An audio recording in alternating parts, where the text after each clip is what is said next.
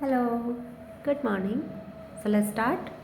Our first question is whose phrase repair now, though not renewed, though dost beguile the world, unless some mother. What is the meaning of beguile in William Shakespeare poem ये sonnet जो उनका sonnet था William Shakespeare का look in the glass. इसमें जो particular line दी गई है ये ऊपर, उसमें बताना है हमें कि what is the meaning of beguile. Beguile का मीनिंग क्या है ये बताना है। विगाइल का मतलब होता है चीट करना, मतलब किसी को अपने चार्म से अट्रैक्ट करना, डिसेप्टिव वे में, धोखे देने वाले सेंस में। अच्छा, विलियम शेक्सपियर का ही सोनेट है, ये आपको बता ही दिया। Look in the glass. William Shakespeare ने कितने सोनेट लिखे हैं? 154 सोनेट लिखे हैं। 126 डेडिकेटेड थे हैंडसम यंग मैन को, WH earl of Southampton. Okay, 26 dedicate थे डार्क लेडी को, जिसको आइडेंटिफाई किया एज ए मैरीफिटन।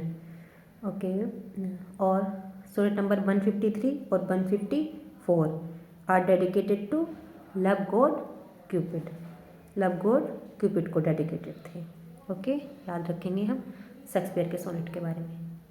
ये क्वेश्चन झारखंड TGT 2016 में आया था, तो हमें इसको अच्छे से याद रखना है, कभी फिर से रिपीट हो जाए हमारे पेपर में। ओके, नेक्स्ट चलते हैं। The guilty conscience of Macbeth is revealed in. Macbeth की जो गिल्टी कंसाइंस होती है वो कब रिवील होती है ये बताना है। आपको पता है मैकबेथ क्या होता है, एक अपनी ओवर एम्बिशियस की वजह से, अपनी ज़्यादा महत्वाकांक्षी होने की वजह से किंग डंकन का मर्डर कर देता है, क्योंकि वो राजा बनना चाहता है विचेज की प्रोफेसी को सुन के, मतलब जो उन्होंने भविष्यवाणी की थी विचेज ने, चुड़ैलों ने। तो लेकिन क्या होता है कि वो कुछ समय बाद, हीरो तो था ही वो प्ले का मैकबेथ, तो वो क्या करता है, गिल्टी फील करता है। कब फील करता है हमें ये बताना है कि वो कौन सा सीन है जब वो फील करता है। तो जो गिल्टी कंसाइंस है वो मैकबेथ की रिवील होती है बैंकेट सीन में, एक्ट 3 सीन 4। हमें इसका एक्ट भी याद रखना है, कभी एक्ट आ जाए। एक्ट 3 सीन 4, इसमें वो क्या दिखता है, जो घोस्ट होता है बैंकू का, वो बैठा हुआ होता है किस पे, बैंकेट टेबल जो होती है ना, उसके कास्टल में, उसके महल में, उसकी सीट पे बैठा हुआ होता है। और उससे क्या हो जाता है, उसे एंजाइटी होने लगती है, क्योंकि उसने बैंकू को मार दिया था, उसने मरवा दिया था, मतलब अपने लोगों को भेज के। और भेजा तो उसने बैंकू के बेटे को मारने के लिए भेजा था, लेकिन बैंकू के बेटे भाग गया था और बैंकू मारा गया था। तो उसका भूत देख के उसे फिर क्या होने लगता है, गिल्टी होने लगता है। अच्छा, ये मैंने आपको प्रीवियस वीडियो में भी बताया था कि वो बैंकू के बेटे को मारना क्यों चाहता था। वो इसलिए मारना चाहता था क्योंकि विचेस ने क्या प्रोफेसी की थी, क्या भविष्यवाणी की थी कि पहले तो मतलब मैकबेथ राजा बनेगा, उसके बाद बैंकू के बेटे राजा बनेंगे। बैंकू का मतलब, तो उससे क्या होता है कि मैकबेथ को इनसिक्योरिटी होने लगती है कि बैंकू का बेटा राजा बनेगा मेरे बाद, तो इसलिए वो उसके बेटे को मरवाना चाहता है। और मारा कौन जाता है, मारा जाता है बैंकू। और फिर वो उसका भूत देखता है, तो उसके मन में क्या होती है, गिल्टी फील होती है, याद रखेंगे। Okay, next. Macbeth utters his soliloquy. Macbeth ये सलिलकी बोलता है टुमारो टुमारो एंड टुमारो। तो कब बोलता है ये बताना है। तो वो जब अपनी वाइफ की, लास्ट में बात चल रही है एक्ट 5 सीन 5 की, जब वो सुनता है ना अपनी वाइफ लेडी मैकबेथ की डेथ की न्यूज़, तब बोलता है ये tomorrow tomorrow and tomorrow. Okay, next चलता है। How does Rosalind respond to Orlando. Rosalind कैसे रेस्पॉन्ड करती है, when he content that he will die unless she return his love in as you like it. जब Rosalind कैसे respond करती है, जब ऑर्लैंडो बोलता है ना कि वो मर जाएगा अगर उसे क्या नहीं मिला, सी रिटर्न हिज लव, अगर वो उसको वापस प्यार नहीं करेगी ना, उसका प्यार नहीं लुटाएगी, तो वो क्या होगा, मर जाएगा। तो वो उसको रोजालिन क्या करती है, एश्योर करती है, मतलब उसको विश्वास दिलाती है कि no man has ever died of love. सही बोला है वैसे रोजलिन ने, no man has ever died of love, कि आज तक ना कोई भी व्यक्ति प्यार से नहीं मरा है। वो उसको विश्वास दिलाती है तुम भी नहीं मरोगे। ठीक है, और आपको याद रखना है रोजलिन जब जाती है तो वो अपना वेश बदल के जाती है, खुद को डिस्गाइज कर लेती है। फॉरेस्ट ऑफ आर्डन में जाती है तो वो खुद को डिस्गाइज कर लेती है एज ए गैनीमेड, नाम चेंज कर लेती है, वहाँ पे गैनीमेड बन के रहती है। Okay next, the porter scene provide. जो पोर्टर सीन है, पहले तो आप ये सोचो कि पोर्टर सीन आया कहाँ था। पोर्टर सीन आया था मैकबेथ में, याद रखना है। एक्ट 2 सीन 3 की बात है। एक ड्रंकन पोर्टर होता है और वो आंसर करता है जब गेट पे कोई नॉक करता है, तो वो जो आता है पोर्टर सीन, तो वो क्यों आता है, मतलब इससे क्या होता है, इससे ना कॉमिक रिलीफ मिलता है। कॉमिक रिलीफ क्या होता है, जब क्या होता है कि जैसे कोई, आपको पता होगा इसमें क्या होता है, जब एटमॉस्फेयर काफ़ी वो हो जाता है ना, घेस्टली सीन आ जाता है, किसके बाद, डंकन के मर्डर के बाद, तो फिर कॉमिक रिलीफ देने के लिए थोड़ा सा एक ह्यूमरस डाला जाता है। तो याद रखना है आपको कि पोर्टर सीन प्रोवाइड किया गया था कॉमिक रिलीफ के रूप में। और क्या याद रखना है आपको इसमें, मैंने आपको सीन बता दिया, एक्ट 2 सीन 3 का है ये। किंग डंकन की डेथ हो जाती है, उसके बाद आता है पोर्टर सीन। जैसे आपने देखा होगा बॉलीवुड मूवीज़ में जॉन लीवर वगैरह का करेक्टर डालते हैं, तो उसमें क्या होता है वो हमें पता है, बीच बीच में क्या करने के लिए, जैसे राजपाल यादव का डालते हैं, क्यों डालते हैं, ताकि करेक्टर, ताकि जैसे मूवी में काफ़ी एक्शन हो रहे हैं, एक्शन सीन आ रहे हैं, तो उसके बाद थोड़ा सा रिलीफ देने के लिए, कॉमिक रिलीफ देने के लिए उनका थोड़ा सा रोल प्ले कराते हैं, जिससे थोड़ा माहौल ठीक रहे। Okay next, the bitches are इक्विवोकेटर्स। This means that the witches वर, जो बिचेस थी, जो चुड़ैलें थी, वो क्या थी, इक्विवोकेटर थी, मतलब इक्विवोकेटर है। तो इसका मतलब क्या है, विचेस कैसी थी, वो क्या करती हैं, वो एम्बिगियस रहती हैं अपने कथन में। एम्बिगियस किसे बोलते हैं, जब किसी बात की एक से ज़्यादा मीनिंग निकले। अब वो क्या करती हैं, डबल मीनिंग बातें करती हैं। इक्विवोकेटर्स का मतलब ही होता है जो डबल मीनिंग में बात करें। बिचेस क्या बताती है मैकबेथ को, वो उसे वो चीज़ें बताती हैं जो उसके लिए क्या हो, फेवरेबल हो, मतलब जो उसको उसके फेवर में हो, और इसकी वजह से उसका क्या हो जाता है, डिस्ट्रक्शन, विनाश हो जाता है, उसका डाउनफॉल इसी वजह से तो होता है।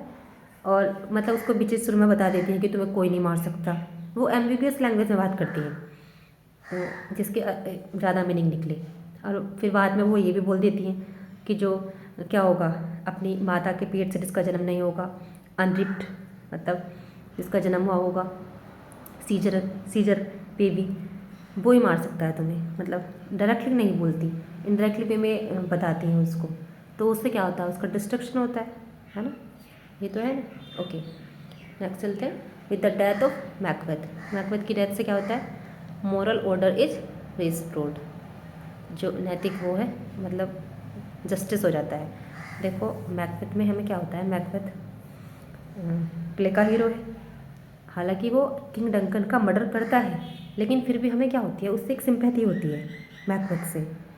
लास्ट तक में भी हम चाहते हैं कि मतलब हम मैकबेथ का से थोड़ी सिंपैथी रखते हैं, हालांकि उसने किंग डंकन का मर्डर किया है, लेकिन चूंकि लास्ट में वो मर जाता है, मार दिया जाता है मैकडफ के द्वारा, तो क्या होता है, मॉरल ऑर्डर क्या हो जाता है, रिस्टोर किया जाता है, क्योंकि गलती तो उसने की थी ना, अपने ज़्यादा ओवर एम्बिशियस दिखाई, अपनी महत्वाकांक्षा दिखाई, अपने मतलब कि मुझे राजा की कुर्सी चाहिए, राजा का गद्दी चाहिए, तो डेथ के साथ ही मैकबेथ की क्या होता है, मॉरल ऑर्डर रिस्टोर्ड हो जाता है।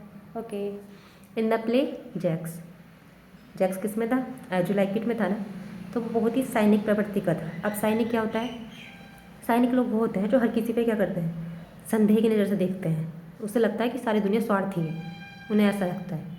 तो जैक्स का करेक्टर सैनिक था, याद रखेंगे।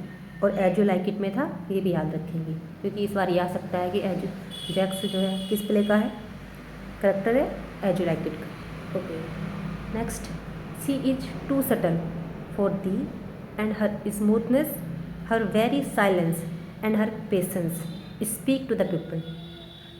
मतलब वो इतनी सटल है, जो उसकी स्मूथनेस है, उसकी जो वो साइलेंस रहती है, मतलब चुप रहती है, उसका patience, speak to the people, उसका धैर्य, लोगों से इस तरह बात करता है, वो सब पे दया दिखाती है। किसकी बात चल रही है यहाँ पे? कौन बोल रहा है लाइन? वो किसके बारे में बोल रहा है? ये बोल रहा है ड्यूक फ्रेडरिक। किसके बारे में? रोज़लिंड के बारे में। जो ड्यूक फ्रेडरिक होता है, आपको पता है, जो इसमें ड्यूक फ्रेडरिक का भाई होता है सीनियर, उसको तो वो निकाल देता है, तो वो जंगल में जाके रहने लगता है। और ड्यूक फ्रेडरिक क्या करने लगता है? शासन करने लगता है, राज करने लगता है मतलब। तो उसमें क्या होता है, जो ड्यूक फ्रेडरिक की बेटी होती है शीलिया, उसका नाम क्या होता है? सीलिया। और रोजलिंड होती है सीनियर, मतलब उसके भाई की बेटी। तो वो क्या देखता है, वो नोटिस करता है कि जो सारे लोग हैं उसके राज्य में, वो किसको पसंद करते हैं? उसकी बेटी को पसंद नहीं करते, सीलिया को। किसको पसंद करते हैं? रोजलिंड को पसंद करते हैं, क्योंकि वो लोगों पे दया दिखाती है, उसकी मतलब उसमें स्मूथनेस है, वो सटल है, धैर्य है। तो वो ये सब बताता है ड्यूक फ्रेडरिक, किससे? सीलिया से, अपनी बेटी से बताता है। किसके बारे में? रोजलिंड के बारे में। ओके। और इस वजह से वो ड्यूक फ्रेडरिक रोजलिंड को निकाल भी देता है कि सब लोग उसको पसंद कर रहे हैं, उसके भाई की बेटी को, और उसकी जो खुद की बेटी है सीलिया, उसको पसंद नहीं कर रहे हैं। लेकिन क्या होता है, जब रोजलिंड चली जाती है जंगल में, फॉरेस्ट ऑफ आर्डन में, तो उन दोनों बहनों में, मतलब सीलिया में और रोजलिंड में बहुत प्यार होता है। तो रोजलिंड के पीछे पीछे सीलिया भी चली जाती है। ठीक है, ओके। नेक्स्ट चलते हैं। Best work of Shakespeare was done. Shakespeare का जो अच्छा काम है वो कब मतलब आया है? वो आया है आफ्टर 1603, 1603 के बाद। याद रखना है, ये ऑप्शन के अकॉर्डिंग आंसर है। ओके।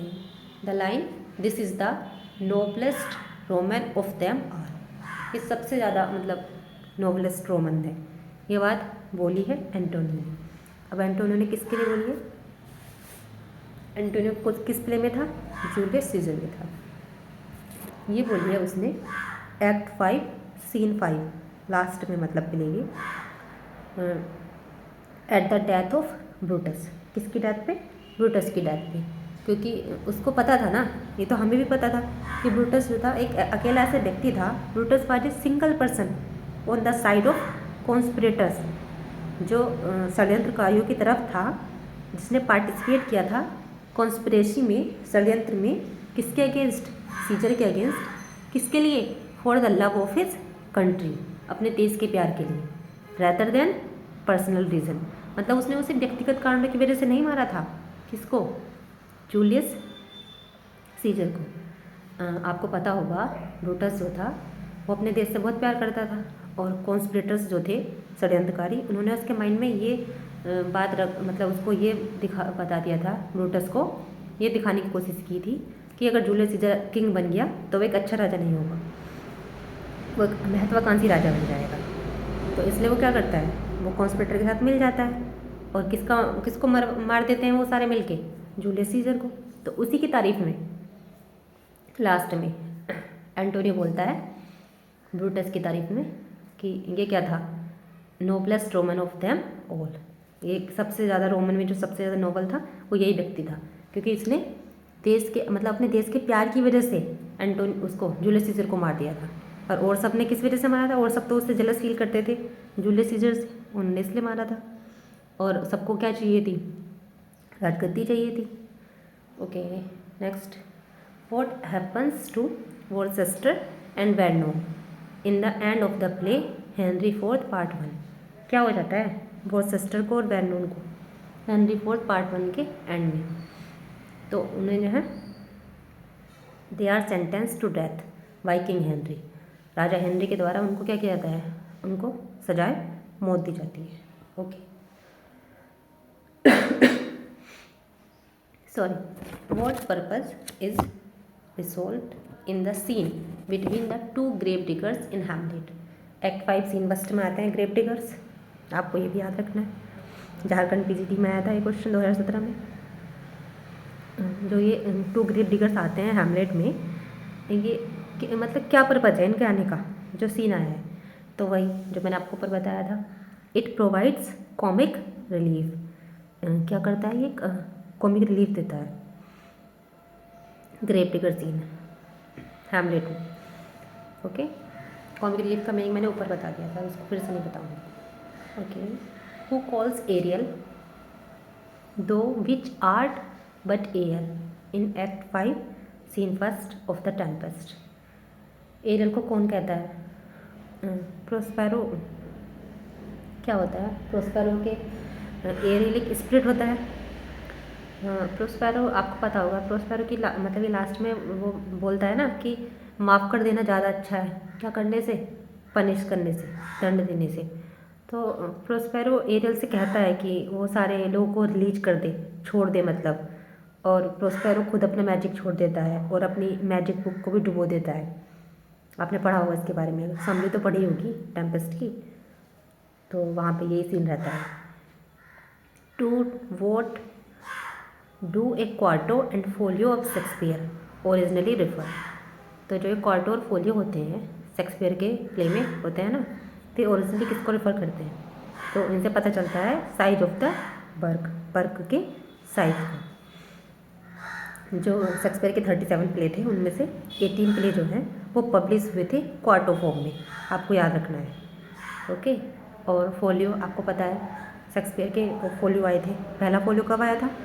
1623 1623 में। दूसरा 1632 1632 में।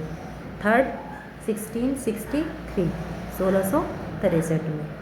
और फोर्थ फोलियो और लास्ट भी कह सकते हैं इसको 1685 1685 में। Okay, next, complete the following lines uttered by Hamlet. Line को कंप्लीट करना है जो हैमलेट ने बोली है। O what a rogue and peasant slave am I. ने कितना ही मतलब रोग, मतलब बोलते हैं ना जो चीट करता है, कितना मतलब वो हैमलेट खुद को कंसिडर करता है, खुद को इस तरह इसलिए बोलता है वो, मतलब पीजेंट स्लेव मतलब अपने आप को वो बुलाता है गुलाम, और मतलब खुद को डरपोक कहता है। क्यों?